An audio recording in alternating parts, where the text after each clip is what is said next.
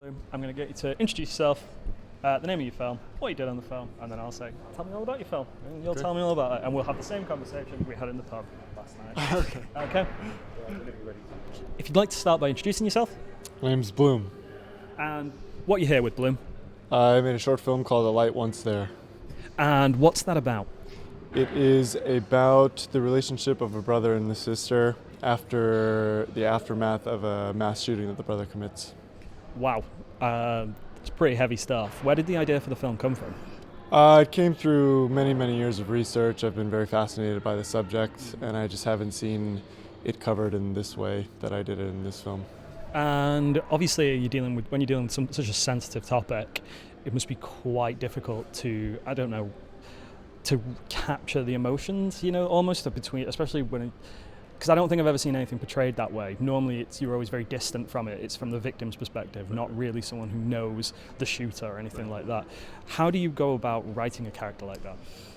Oh, well, you do a lot of research, and what I found is that it generally comes from middle-class families with parents who are relatively normal in many cases. And so just studying, there have been many books written about it, many interviews with the families, so just trying to be as accurate as possible with that. Right. And of course, you have to be really careful with it. Was there, when you were putting the film together, was there anything you wanted to include, but later you decided, no, maybe this is too much?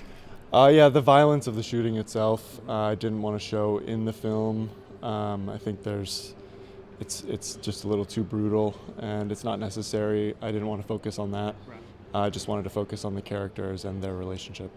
And I know the answer to this one because we had this conversation last night, but do you think there's the potential in this for it to be a full-length feature? Yes, I do. I want it to be a full-length feature. I already have it written, and it goes much more into depth, and I think it would be very enlightening for people in the audience to see. And what does it mean to show your film here at Manchester today? It's super meaningful. I love it. There's a great atmosphere here, and I just feel honored.